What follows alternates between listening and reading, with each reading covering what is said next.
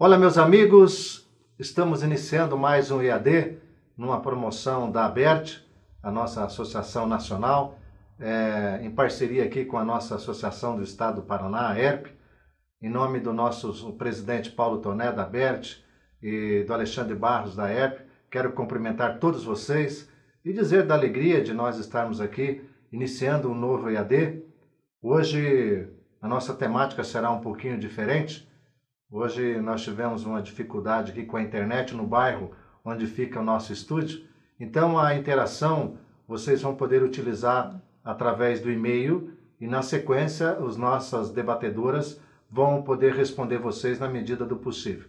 O nosso e-mail, anota aí, assessoria.comunicação, claro, escreve comunicacão, @erp.org.br. Então você anota esse e-mail. Vou repetir, assessoria.comunicacão@erp.org.br para você deixar suas perguntas e no final, depois do debate, enfim, na sequência, nos dias seguintes, vocês fazendo essas perguntas, as nossas debatedoras, nossos professores que aqui estão, irão responder para vocês. Primeiro, quero dizer que é uma honra recebê-los aqui. Aliás, em dias... logo depois do Dia do Professor, eu tenho muito respeito pela profissão de vocês e eu acho que o mundo deve muito a vocês, né, porque é da profissão de vocês que nascem todas as outras. Estou lembrando aqui até da minha primeira professora, sabe por quê? Ela era muito grande, assim, então olhava assim, parecia que ela estava lá em cima, né? Josefina é o nome dela e então é uma alegria recebê-los aqui. O nosso tema hoje é rádio, convergência, multiplataformas e experimentações. Como eu sempre utilizo aqui, eu faço a opção de que cada uma faça a sua apresentação pessoal. Não esconda muito o jogo, né? Fale mesmo da apresentação de vocês. Pode dizer a empresa, se tiver Facebook, e-mail, enfim, fique à vontade. Então, eu vou começar. Eu também gostaria de agradecer muito o convite da ABERT, da ERP, para participar desse curso EAD. É um prazer estar aqui. Eu sou de Belo Horizonte, sou mineira de Belo Horizonte, trabalho no... Sou filho de mineiro, você pensa que é? Sim, olha! Sou professora do programa de pós-graduação da Universidade Federal de Ouro Preto e sou pesquisadora de rádio. Eu me auto-intitulo pesquisadora de rádio. Fiz mestrado, doutorado e pós-doutorado com pesquisa em rádio. E faço parte do grupo de pesquisa Rádio e Mídia Sonora da Intercom, que é o grupo que reúne pesquisadores de rádio de todo o país. E também em Belo Horizonte trabalhei em emissoras de rádio, principalmente a Rádio Itatiaia, durante 18 anos. Então tenho uma formação tanto na área profissional quanto na área acadêmica. Você conhece o gaúcho lá, o Luiz? Ele faz parte desse grupo também. Do grupo de pesquisa, mas o Ferrareto? Mas ele é gaúcho, né? Gaúcho. Sim, faz parte do nosso grupo. Legal, meu amigo também. Que bacana. Deixar um abraço para ele, que certeza ele vai assistir a gente. Com certeza. Agradeço muito pelo convite da ABERT, é um prazer falar para os radiodifusores, principalmente nesse momento que é bastante desafiador, em que nós estamos com a economia tentando se soerguer e muitos estão à procura de soluções, querendo saber por onde caminhar, e também a gente vivendo um momento histórico do rádio, que é o processo de migração do rádio AM para o FM.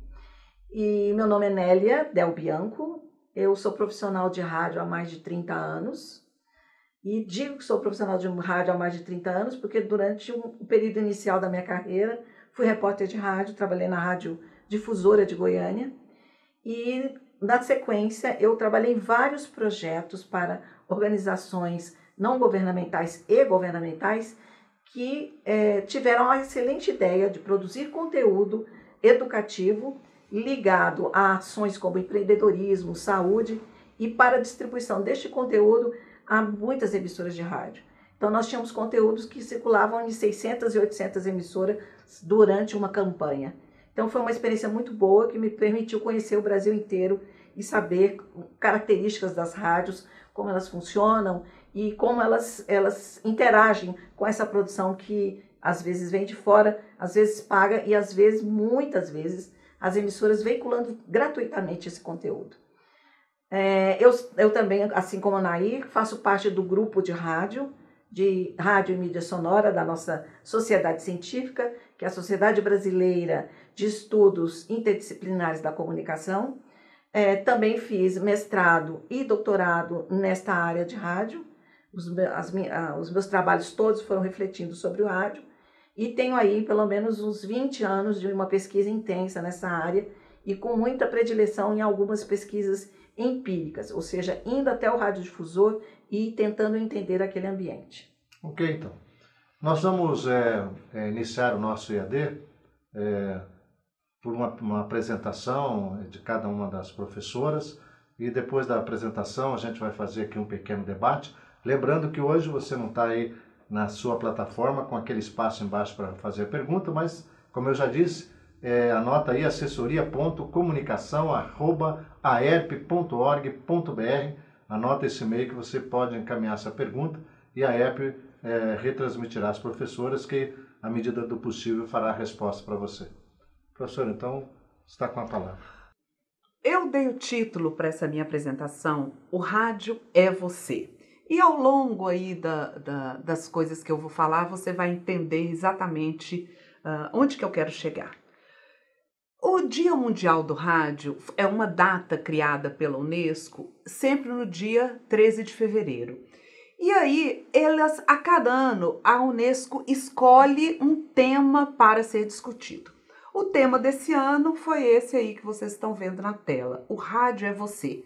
E com essa imagem aí dessa mulher com o fone de ouvido. E as discussões que a Unesco propôs esse ano, ou um desafio principal, que é de trazer o ouvinte para o centro das transmissões. A princípio, a gente pode pensar que é exatamente isso que o rádio já faz. O rádio já tem o ouvinte como centro das transmissões, não precisaria ter um Dia Mundial do Rádio para discutir isso. Mas eu achei essa discussão muito pertinente e esse desafio muito atual, porque na realidade não é bem isso que as emissoras de rádio estão fazendo. Elas fazem muitas coisas, menos essa, talvez com menor intensidade essa, que é de trazer o ouvinte para o centro das transmissões. E aí, a proposta desse Dia Mundial do Rádio foi recolocar o público em seu lugar protagonista na informação, provocando o reposicionamento da cadeia de transmissão radiofônica. E a gente pensa, o ouvinte não é o protagonista? Quem é o protagonista? E aí a gente pode fazer uma reflexão e talvez as emissoras de rádio fazer uma autorreflexão para perceberem se o ouvinte é mesmo o protagonista nessa cadeia de transmissão radiofônica. Então essa proposta é recolocar o público nesse lugar central. E aí eu faço 3 perguntas, então, diante disso, desse desafio proposto por esse Dia Mundial do Rádio de 2017. Então, 3 perguntas. Como recolocar o público como protagonista na informação? Como reposicionar a cadeia de transmissão radiofônica? Como trazer o ouvinte de volta para o centro das transmissões? Pois essa é a proposta que a Unesco faz. Então, como que a gente pode fazer isso? Então, a gente chega a uma expressão-chave, que seria essa: o rádio em busca da sua audiência. O rádio em busca do seu público. O rádio conhece seu público? As emissoras conhecem com quem elas estão falando? Ou elas estão falando para elas mesmas, estão desconhecendo esse público, que é o eixo central do rádio? A gente pode falar que o rádio é um meio que nunca se manteve à margem das transmissões tecnológicas. Com a chegada da tecnologia digital e a expansão da rede da internet nos anos 90, o rádio se viu novamente obrigado a redefinir seus processos, incluindo aí o modelo de escuta radiofônica. O rádio, ele passou por um exercício de reinvenção, a gente pode falar assim. o rádio tem aprendido que as audiências mudam de forma muito rápida e que, por isso, os seus esforços de inovação devem estar encaminhados a melhorar a experiência dos públicos que se constituem nas comunidades de relações no ambiente digital. A gente pode apontar também que o rádio joga com vantagem nesse novo cenário digital, pois ele permanece sendo um espaço privilegiado de cumplicidade, de proximidade e de interação pessoal com a sua audiência. Isso agora é fundamental. Antes a gente se destacava que a chave do êxito do rádio estava na aposta pelos conteúdos, e o rádio sempre apostou nisso, mas agora a gente pode afirmar que essa chave mudou nesse novo tempo que nós estamos vivendo. E a aposta agora é pela busca da audiência, nos cenários físicos e virtuais onde essa audiência se encontra. Então, se a gente falava antes, nós queremos redefinir a rádio, nós queremos recolocar a nossa emissora nesse novo cenário, e a gente sempre pensava em conteúdo. Mas eu afirmo para vocês que a gente deve pensar agora na busca pela audiência. Redefinir tudo a partir da busca do público, onde esse público está. Mas você não acredita que o conteúdo que você, a opção que você faz pelo conteúdo da sua emissora influencia diretamente na audiência? Sim, mas não é a primeira, não é em primeiro lugar. A chave não é a busca pelo conteúdo, a chave é pela busca do público. E tudo. Mas como você vai buscar o público sem o teu conteúdo? Sim, aí você vai buscar o conteúdo e buscar tudo que advém disso. Mas o eixo central é a busca pelo público. Entendi. Não o propósito primeiro é a busca pelo conteúdo. Uhum. A busca é pelo público. Nós temos que buscar o nosso público onde ele está. E aí nós vamos avaliar tudo que esse público, tudo que a gente quer levar para esse público. Inclusive conteúdo. Entendi. Inclusive conteúdo. Mas o conteúdo não é o principal. Porque às vezes a emissora pensa que trocar o conteúdo de um programa é que vai resolver a questão da audiência, por exemplo, dos índices de aceitação para um programa ou para uma plataforma. A chave seria, eu posso apostar isso, a chave seria, vamos buscar as nossas audiências onde elas estão. E aí nós vamos fazer um planejamento estratégico para encontrar essas audiências. Onde elas estão? Onde elas estejam, nos cenários físicos e virtuais. Porque as audiências hoje não estão só nos cenários físicos. É isso que o radiodifusor está pensando lá, mas onde elas estão? Onde elas estão. Eu vou trazer alguns exemplos muito interessantes. Então, chegar às audiências, falar com elas, estabelecer um diálogo, estreitar a cumplicidade é o caminho buscado e encontrado por muitas emissoras de rádio, que sem abandonar o desenho tradicional, trabalha por estender as novas formas de conversação. Então, depois eu vou falar de palavras-chave do rádio. Essa é uma palavra muito importante, que é estender para chegar a essas novas fórmulas. Eu vou trazer, então, aqui alguns exemplos. Tem alguns exemplos muito interessantes. Então, eu fiz uma seleção aí dividida em 7 tópicos, que é uma seleção de produtos ou serviços que mostram esse esforço permanente do rádio para buscar a sua audiência, nos velhos e também nos novos cenários e plataformas de comunicação. Então, vocês fiquem atentos aí, que eu vou dividir, então, em 7 tópicos. Começando pela aposta por suportes alternativos e não convencionais. Vamos começar então com o primeiro tópico, que seriam as apostas por suportes alternativos e não convencionais. Então, o rádio com escuta por um aparelho tradicional, que é aquele que a gente conhece, não é sempre a solução encontrada quando uma emissora deseja dialogar com a audiência onde ela esteja. Então, há várias experimentações, inclusive algumas pouquíssimo convencionais. E nós dividimos aí essas apresentações em 3 tópicos, que nós chamamos do rádio para ler, o rádio para levar e o rádio para andar. Vamos ver o que é cada uma dessas coisas. o rádio para ler. É um caso bem conhecido aqui no Brasil da Rádio Rui, que chamava-se Rádio Uirapuru de Itapipoca, que ficou conhecida como a rádio muda da internet.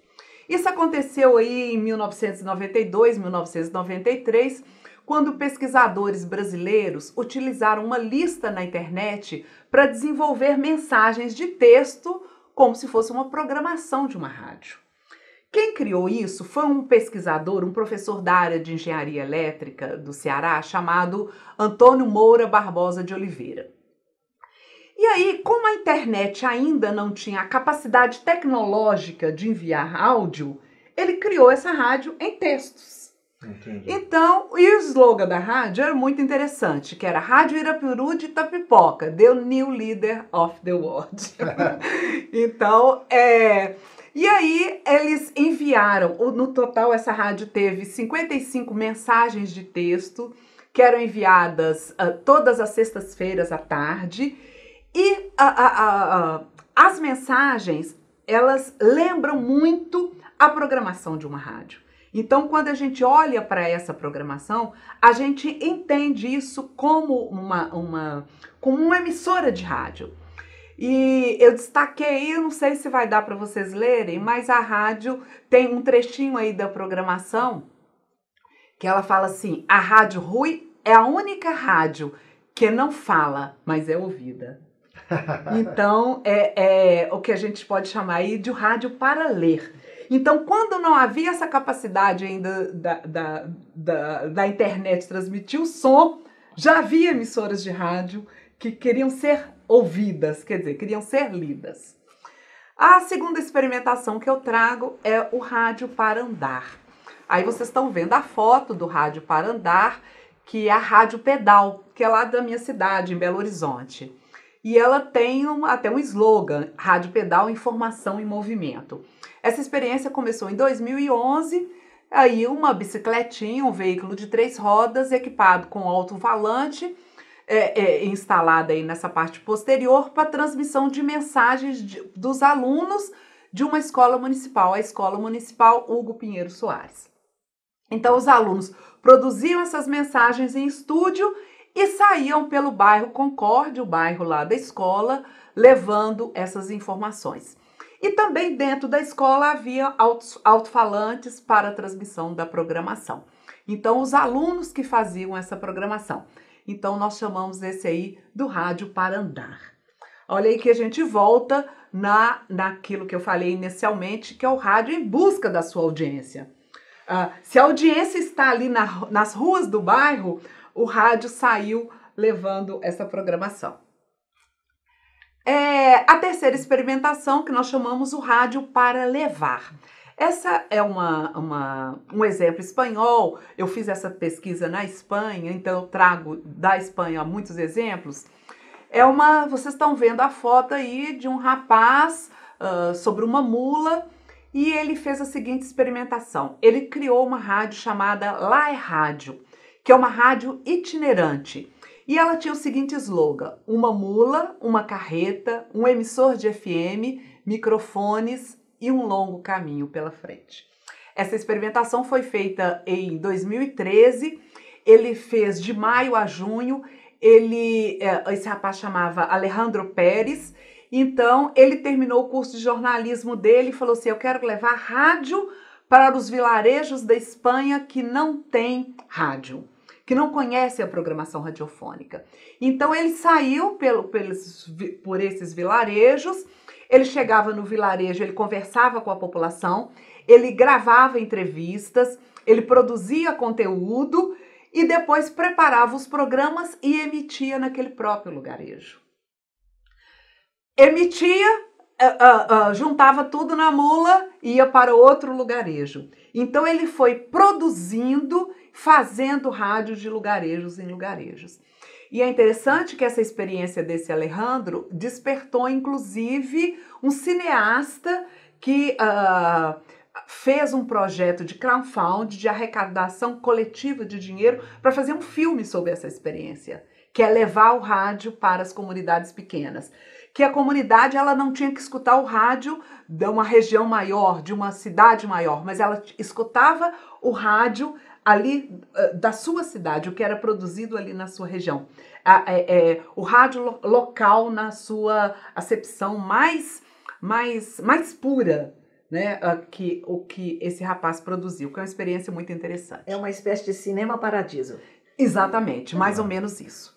Então, dessas experiências não convencionais, partimos então para o segundo tópico, que são os conteúdos transmídia.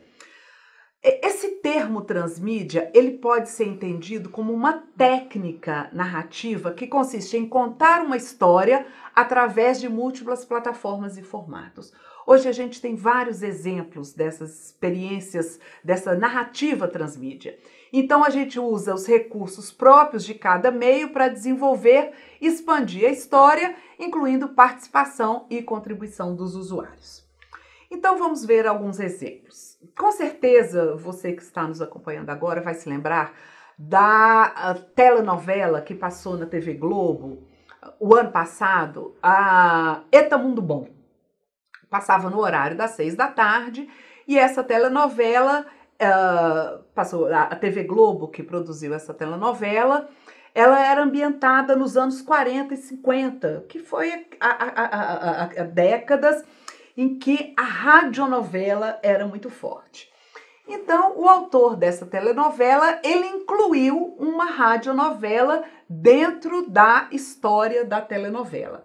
Então, a telenovela chamava Eta Mundo Bom e a radionovela criada chamava Herança de Ódio. Então, a TV Globo decidiu dar vida a essa radionovela. E aí designou autor, produtor, diretor, atores para essa radionovela.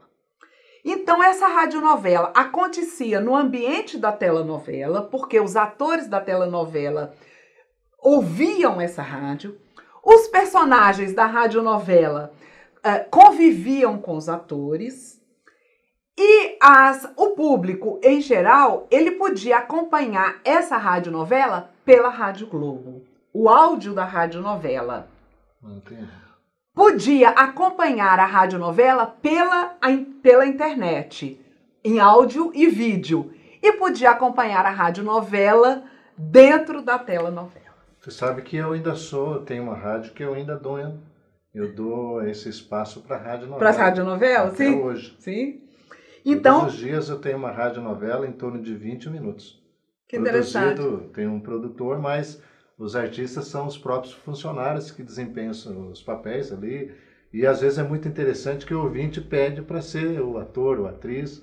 E quanto tempo em média dura? 20 minutos. Não, o tempo de duração da... Não, cada dia é uma história própria. E é muito interessante, muito interessante. E você não pode atrasar porque o público está esperando. Olha que interessante. Essa experiência aí é uma experiência que a gente chama de experiência transmídia, né? E é interessante a gente observar também nessa experiência aí da TV Globo que tem-se aí a utilização de 3 modelos de negócio diferentes.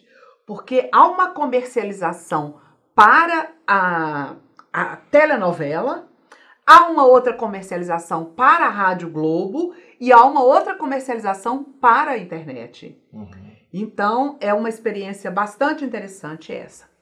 Temos também uma outra experiência bastante parecida que aconteceu lá na Espanha, com o programa de rádio Morning Glory. Foi em 2013, foi uma série televisiva que chamava CHCitas, que passou na TV4, na TV espanhola, que a protagonista que nós estamos vendo aí nessa foto, ela trabalhava numa emissora de rádio e ela tinha como tarefa cuidar de um consultório sentimental. Então, esse consultório sentimental, esse trabalho dela virou um programa de rádio. Esse programa permaneceu por 2 temporadas na internet e ela repercutiu muito lá na Espanha, sabe? Ela chegou às redes sociais, as pessoas acompanhavam e comentavam bastante. Também uma experiência transmídia. Vamos então ao terceiro tópico, que é a visualização da informação. Nós aprendemos e vivemos com rádio oral. Há uma fala de um pesquisador, um autor francês muito conhecido, chamado Patrick Charodot, que ele fala que o rádio é a ausência da encarnação, o rádio é a voz pura. Só que isso tem mudado. O rádio não é mais a ausência da encarnação. Nós temos hoje um rádio que tem corpo, ele se corporifica em algumas experiências. Então nós temos aí o rádio que usa a linguagem de outros suportes e oferece conteúdo para as novas audiências nas novas plataformas. Uma dessas experiências é o uso complementar de dados. Então eu trago aí uma experiência espanhola, esse programa Hora 14. Então ele fez uma série de reportagens sobre a crise dos refugiados e aí, complementando o que a antena dava em informação oral, trouxe aí no site gráficos, informações, mapas, para que a audiência pudesse entender exatamente aquela crise. Então, voltando naquele início, o rádio em busca da audiência. O conteúdo é complementar, né? O rádio está buscando, produzindo conteúdo específico para sua audiência.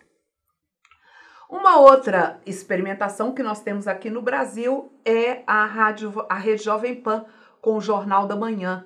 Eles estão agora trabalhando com um conceito que eles chamam de rádio visual.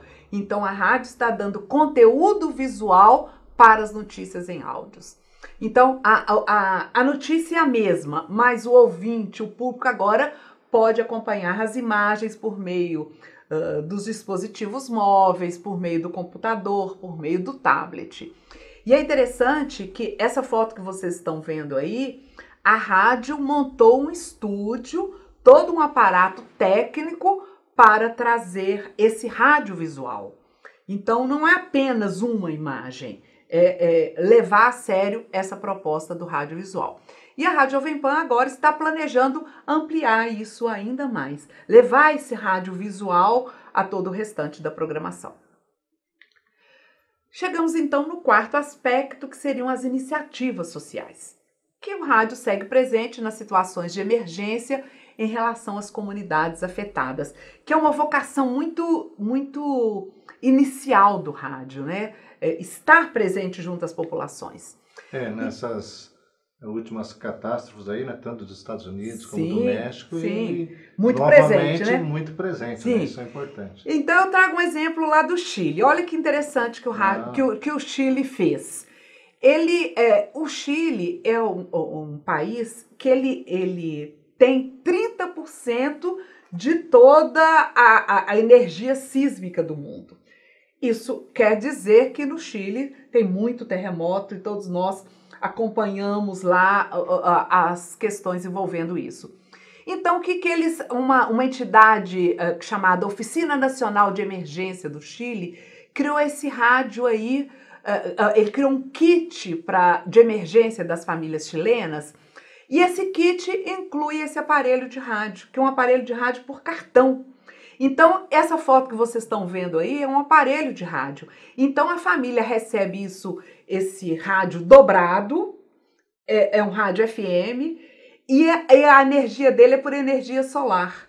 Então, a família recebe isso. Então, no momento que a família precisar, diante de uma catástrofe, ela dobra, faz aí esse modelo que vocês estão vendo aí na primeira foto, e ele funciona por energia solar e a família pode acompanhar as transmissões radiofônicas. Só o rádio pode fazer isso, certamente. Um outro tópico são as novas plataformas sociais de emissão. Por que eu chamo novas plataformas sociais de emissão? As plataformas tradicionais do rádio nós já conhecemos bem. Mas além desse aparelho tradicional de escuta radiofônica, das transmissões a partir da internet, das transmissões e aplicativos para smartphones, o rádio está encontrando agora novas plataformas sociais, novas plataformas de emissão em espaços que são originalmente pensados para comunicação interpessoal ou para as redes sociais. Vamos ver alguns exemplos. A Rádio Voice, que é uma rádio que só existe no WhatsApp. Nós estamos acostumados a conversar por WhatsApp, a ter os nossos grupos. E aí, um radialista chamado Marcos Wor, ele criou uma rádio que existe somente em um grupo de WhatsApp. E à medida que cada participante solicita uma música ou solicita uma participação, ele coloca a rádio, ele escreve lá on ou off. On significa que a rádio está no ar, então ninguém pode mandar mensagem. E off quando a rádio sai do ar. Aí a gente pode interagir, pedir música, participar do programa.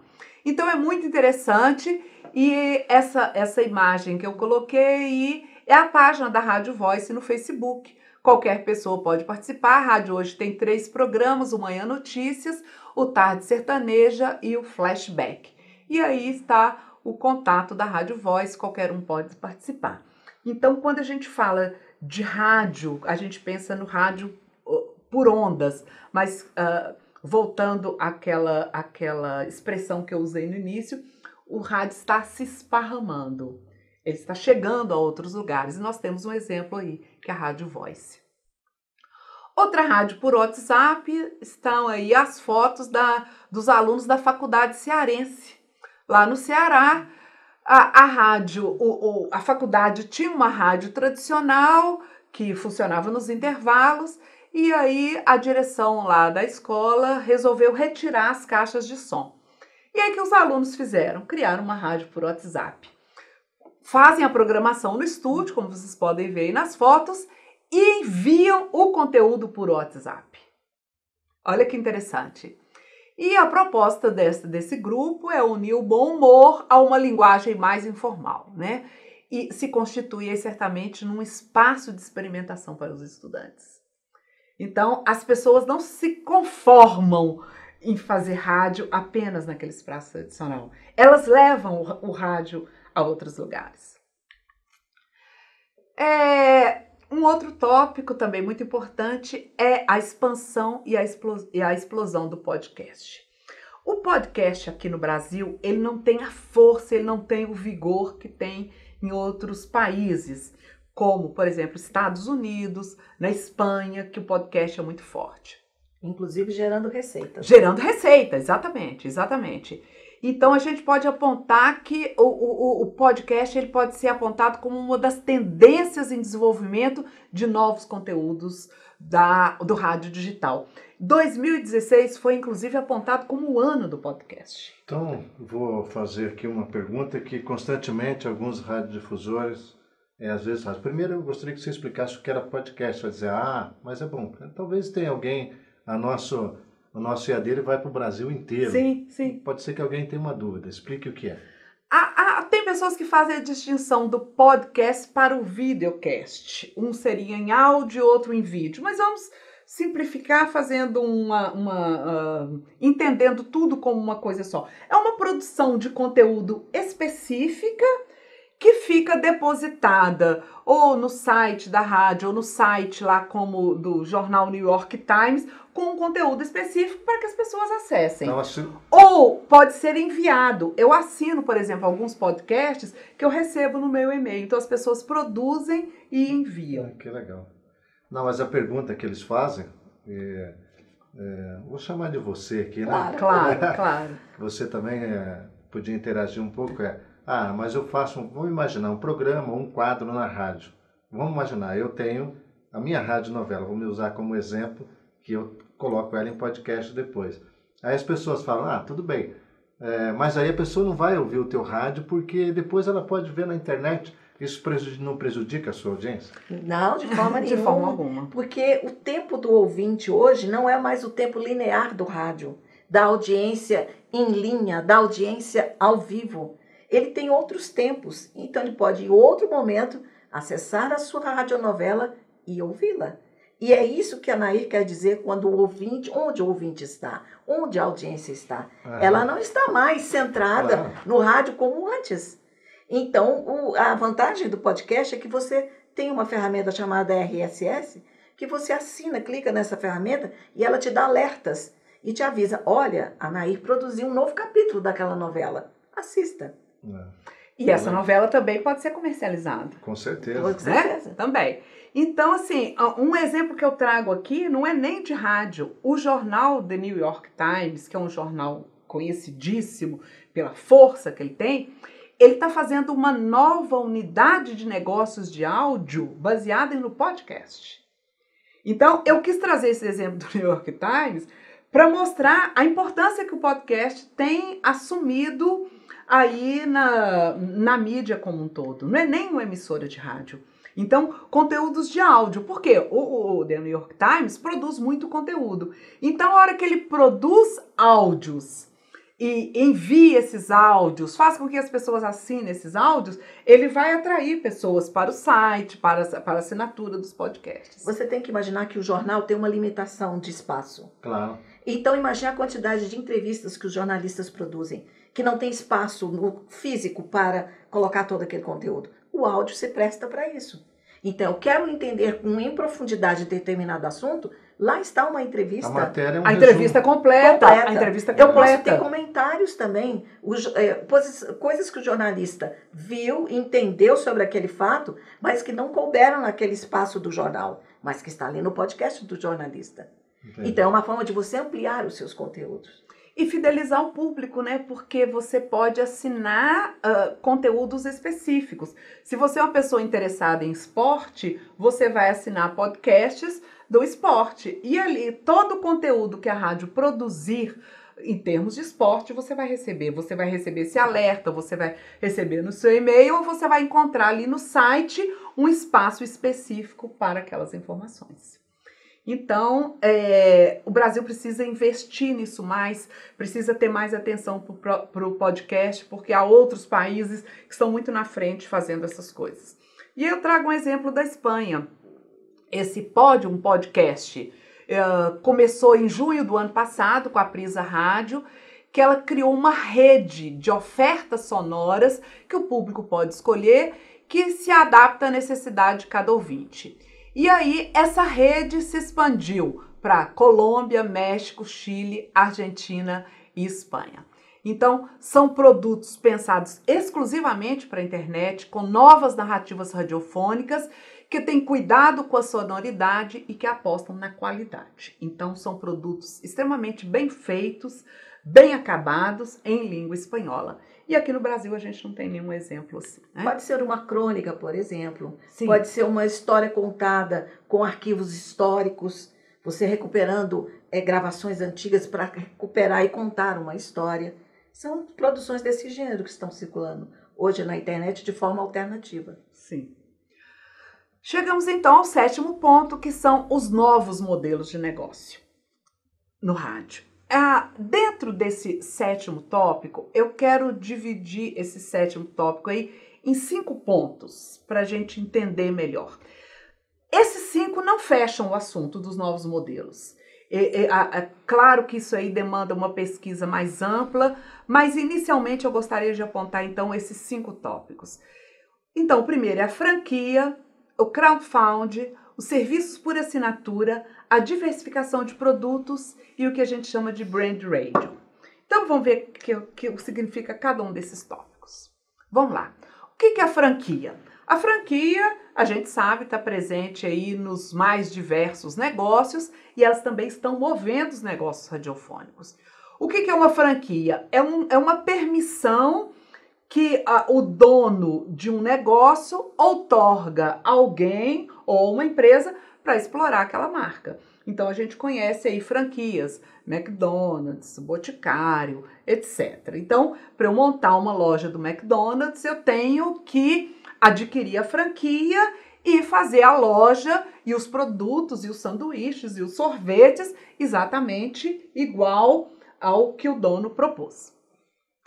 Tem uma pesquisa que uma entidade de franquias fez, mostrando que o Brasil está muito bem posicionado nesse segmento de franquias. Em primeiro lugar, obviamente, é a China, que tem 4.000 marcas, Estados Unidos, Coreia, em quarto lugar está o Brasil por número de marcas de franquia. O Brasil tem 2.942 marcas. O que... Oi.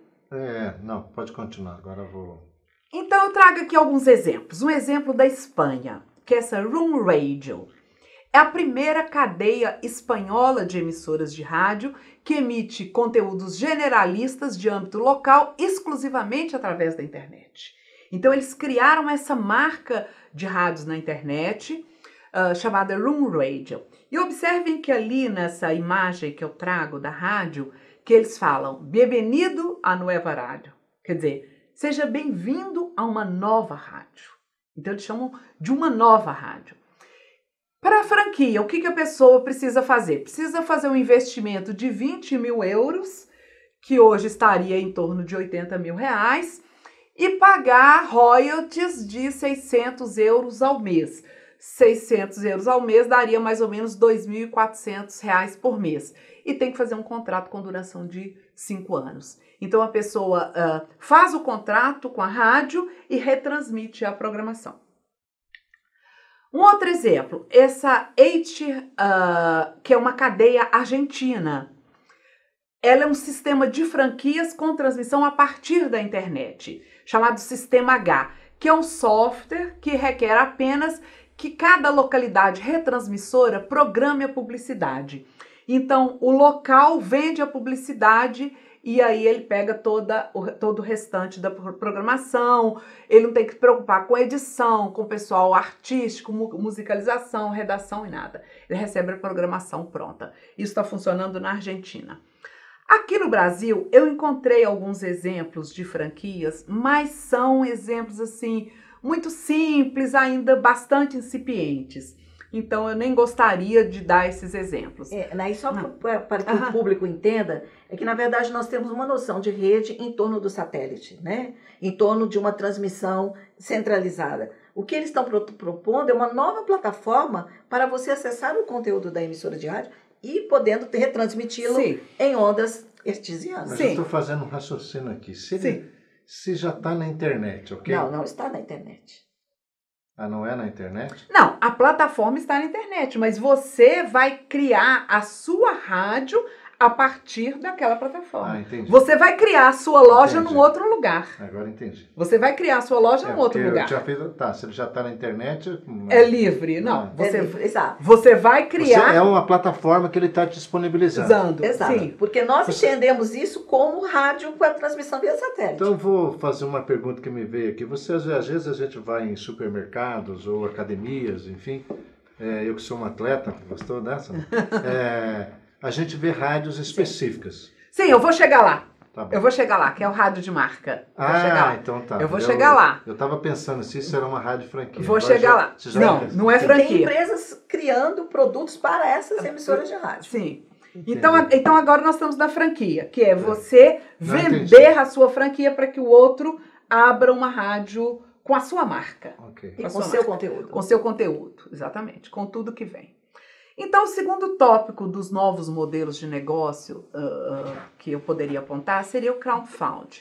O que é isso? A definição é um processo de pedido de doação do público em geral para financiar novas ideias. Vocês devem ter ideia da quantidade de plataformas de crowdfunding que existe hoje na internet, com pedido para tudo que a gente possa imaginar.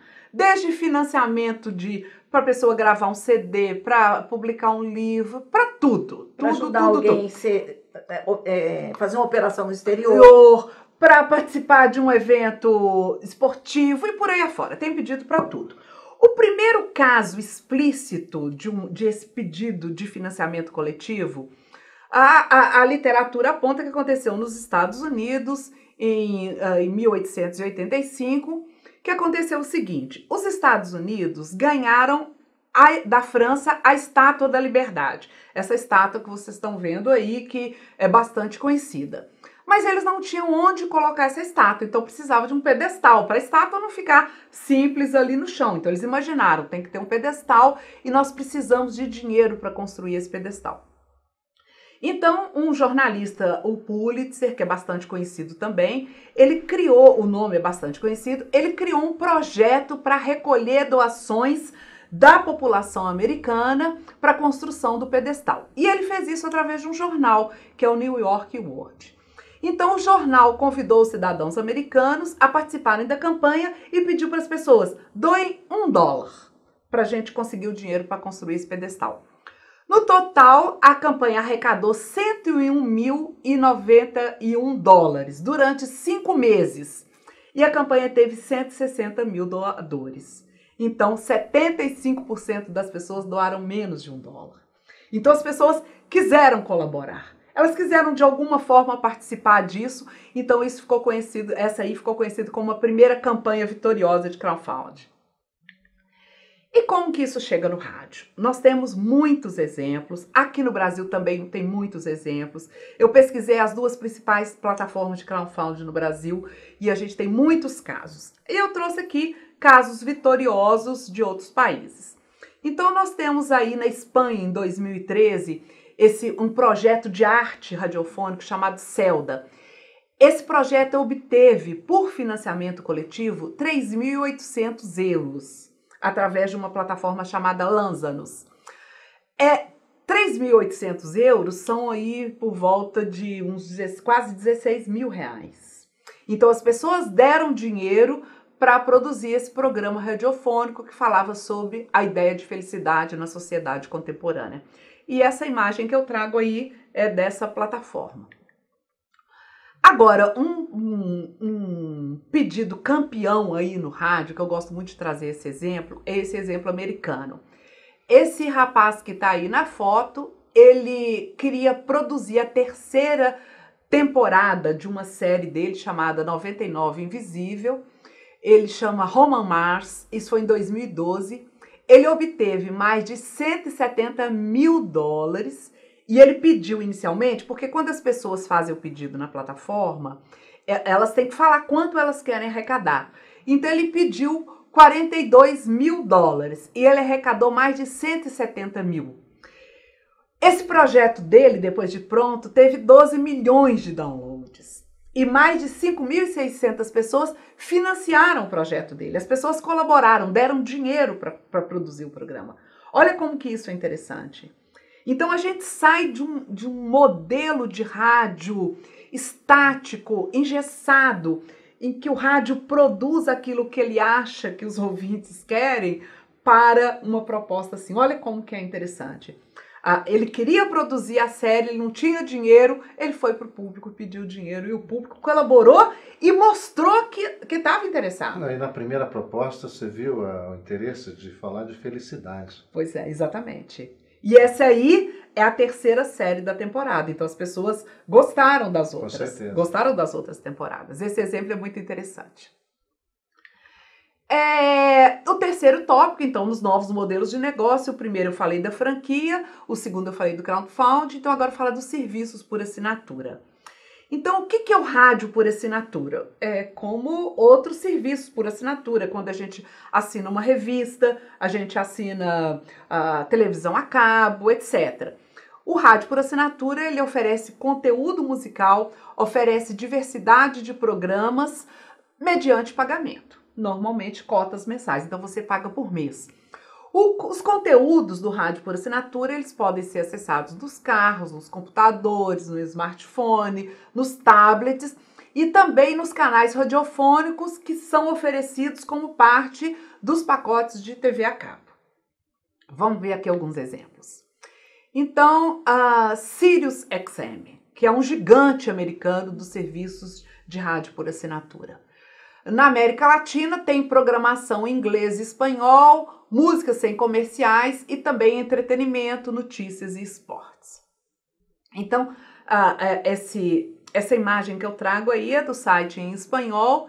Então, e essa imagem azul aí abaixo são os pacotes. Então, o que eles oferecem? Um pacote que chama SiriusXM. Ele oferece, a pessoa paga R$ 5,99 por mês e ela tem acesso a mais de 50 canais no carro.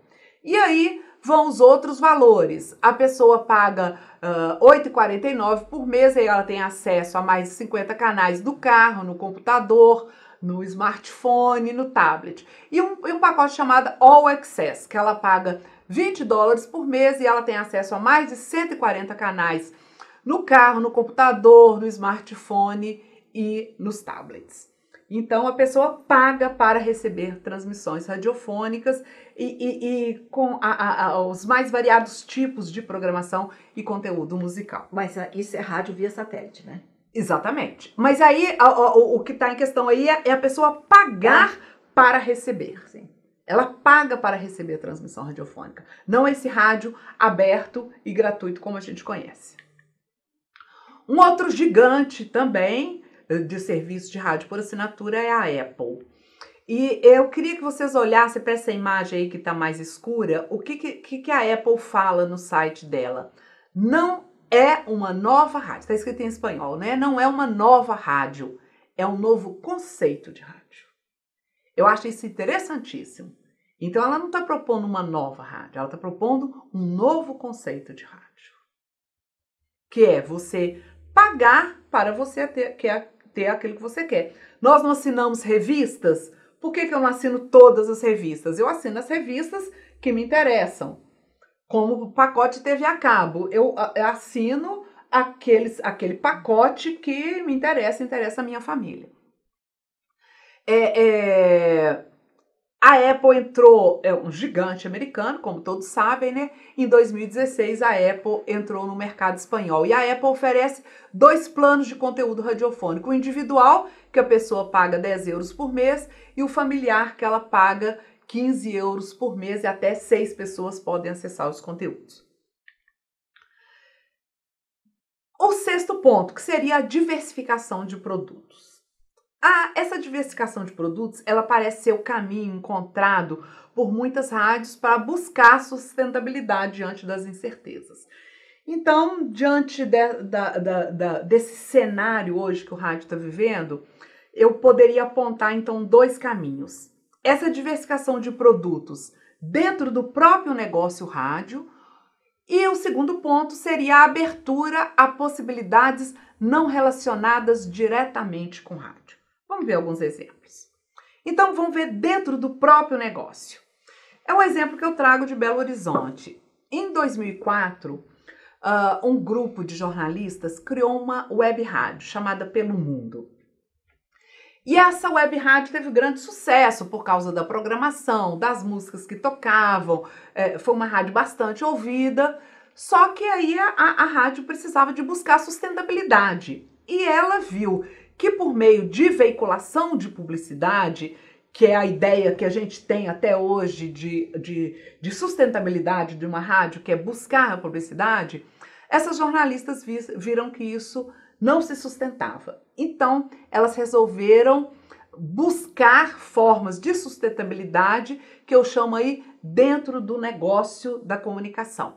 Então, hoje a rádio continua existindo, a Web Rádio Pelo Mundo, e hoje, para sustentar financeiramente a rádio atua em 6 áreas, que é a produção e transmissão da rádio pelo mundo, a criação e produção de TVs corporativas, a criação e produção de rádios corporativas, a criação, produção e desenvolvimento digital com foco na internet, criação e produção de conteúdos para telefone e a produção de conteúdo digital.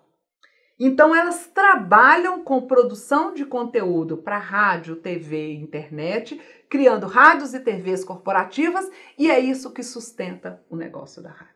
Inclusive entregando esta rádio que você ouviu no supermercado, às vezes por uma plataforma de internet. Então, essa empresa é especializada em produção no que a gente chama de rádio corporativa. Eles fazem, por exemplo, a rádio da grife Planeta dos Macacos. Elas fazem, por exemplo, mídia aeroportuária. Tudo em função do negócio da rádio.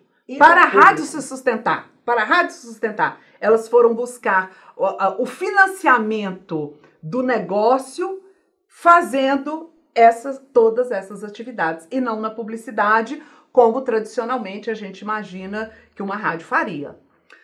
Um outro exemplo que eu trago, que é da Rádio Itatiaia, que é uma rádio bastante conhecida aqui no Brasil, onde eu trabalhei muitos anos, lá em Belo Horizonte. O que a Rádio Itatiaia fez? Abertura a outros negócios não relacionados diretamente com rádio. O que a Itatiaia fez? Criou um bar chamado Itatiaia Rádio Bar. Vocês estão vendo as fotos aí do Itatiaia Rádio Bar. Fica no bairro Sion, em Belo Horizonte. E ele está sempre lotado desse jeito aí que vocês estão vendo as fotos. Dificilmente a gente consegue entrar no bar, porque ele está sempre cheio. E os bares no entorno do Itatiaia Rádio Bar se beneficiaram enormemente, porque o público que não consegue entrar no Itatiaia Rádio Bar, ele fica ali no entorno e vai para os outros bares. E aí, esse bar, ele tem uma capacidade grande, que é para 250 pessoas. Ele tem um telão de LED enorme, então nos dias de jogos, eles transmitem os jogos. E os eventos da Rádio Itatiaia ligados ao esporte são sempre nesse bar. Então nós temos aí um outro negócio, que não é um negócio rádio, mas que tem relação com rádio. Então, a Rádio Itatiaia buscando aí um pé de sustentabilidade, de entrada financeira fora do negócio rádio. Outras rádios também estão buscando isso. A Rádio Gaúcha de Porto Alegre também buscou essa iniciativa de criar um bar. E é muito interessante porque agrega o público jovem, tem a página no Facebook, então isso cria todo o engajamento do público com relação à rádio. Um outro exemplo de modelo de negócio não relacionado com rádio são as marcas são cervejas com a marca da rádio. E aí nós temos alguns exemplos aí nas fotos que vocês podem ver.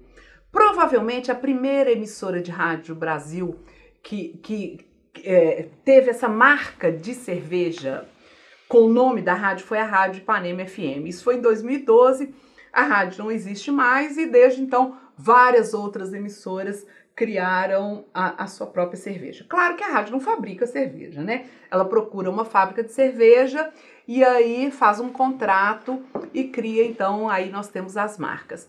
Essa foto que está no canto à esquerda aí, que tem 3 garrafas de cerveja laranja aí, isso aí é de um programa de rádio. Então é um programa que tem a sua própria marca de cerveja.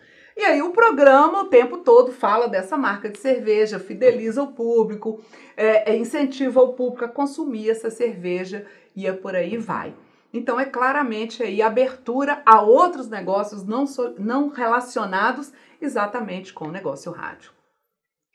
E aí chegamos então no 5º ponto, que é o que você havia falado, que a gente chama de brand radio, que é uma expressão em inglês, né? Que é possível a gente assinalar a configuração de um novo ambiente radiofônico corporativo, que são emissoras desenhadas para empresas específicas, o que a gente chama de brand radio ou então rádio corporativa.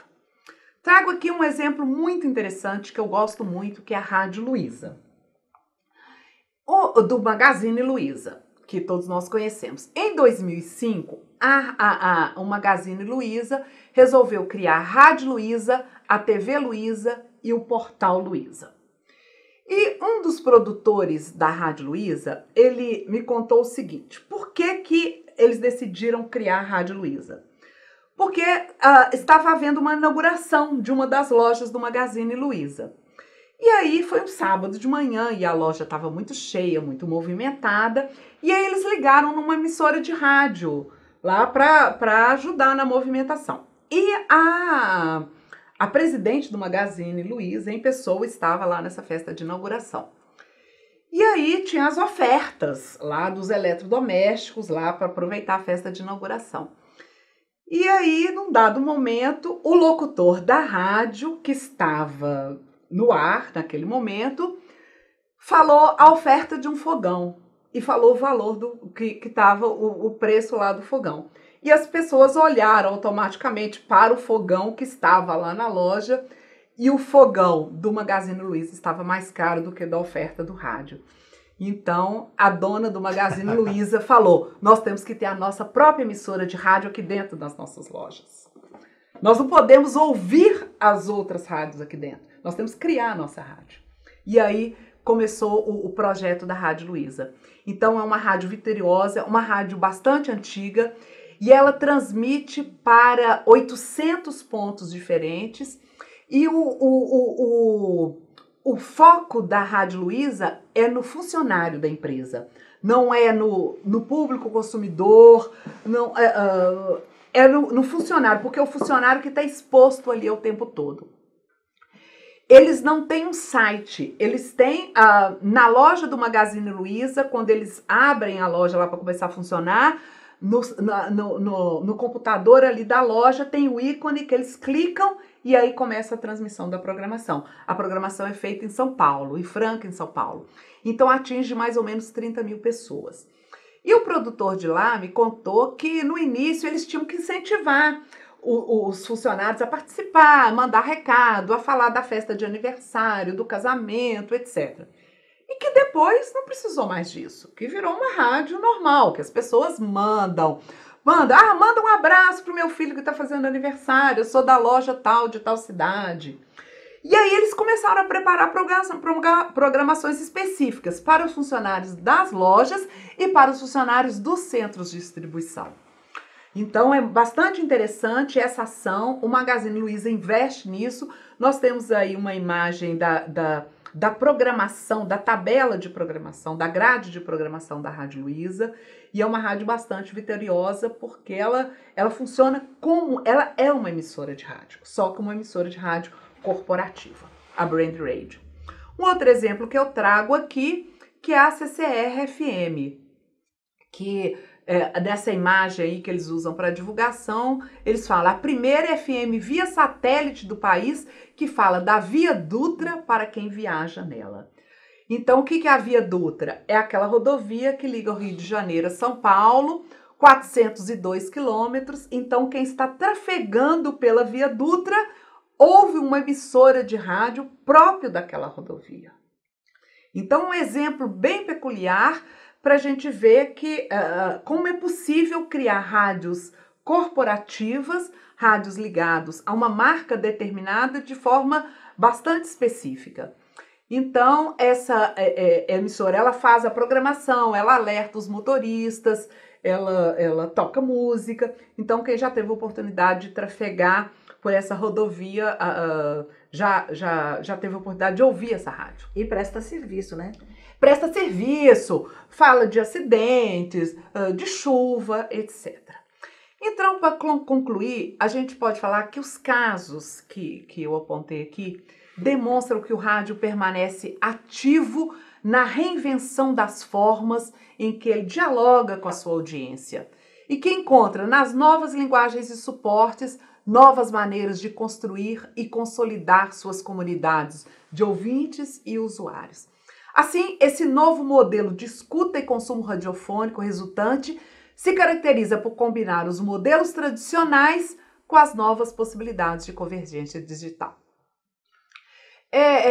Eu trago um quadro aqui que a gente pode entender melhor, que seria um resumo de tudo isso que eu falei aqui, que seriam os modelos de comunicação radiofônica.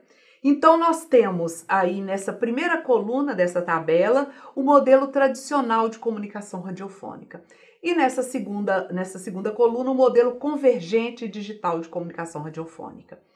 Então, a palavra-chave antes do rádio era público. Hoje a palavra-chave é comunidade. A palavra-chave anteriormente era massivo. Falava-se de um rádio massivo. Hoje a gente fala de um rádio personalizado. Antes a palavra-chave era um rádio passivo. Hoje nós temos um rádio ativo. Antes a gente falava de um público receptor. Era essa palavra que a gente usava. E agora nós temos um público que é distribuidor e produtor. Antes nós falávamos de um rádio vertical, hoje nós falamos de um rádio horizontal. Antes a palavra-chave do rádio era o rádio linear, aquilo até que a Nélia comentou aqui. E de um rádio sincrônico, isto é, no tempo da vida do ouvinte. O tempo todo o rádio tinha que ser assim. Hoje nós temos um rádio não linear e um rádio diacrônico, que ele perspassa a vida do ouvinte. Antes a palavra-chave era continuidade, a palavra do rádio. Hoje nós temos um rádio fragmentado, que é isso, várias programações ao mesmo tempo coexistindo. Antes a palavra chave do rádio era proximidade e hoje a palavra-chave é engajamento. Essa é a palavra forte do rádio hoje. Antes o rádio era sintético, hoje nós temos um rádio expandido. Antes, o rádio era somente áudio e o rádio hoje é multimídia. Antes a gente tinha um rádio fechado, hoje nós temos o rádio aberto. Antes a palavra do rádio era padronizado e hoje a palavra-chave é experimental. Então, para encerrar, como destacava Bertolt Brecht no célebre livro Teoria della Radio, de 1932, ele falava: o êxito do rádio segue centrado na comunicação e na cumplicidade que ele estabelece com a sua audiência, agora diversificada nas multiplataformas do cenário digital. Bom, muito obrigada. Pode voltar só os contatos? Dá tempo? Só para já deixar o contato da professora Nair, porque na sequência, está aí todos os contatos, pode anotar. Na sequência, nós vamos dar um pequeno intervalinho até para você tomar um café, descansar um pouquinho. Na sequência, a professora Nélia vai fazer a apresentação e aí a gente vai tentar debater um pouquinho dentro do nosso tempo. Um minutinho só que nós já voltamos, tá bom?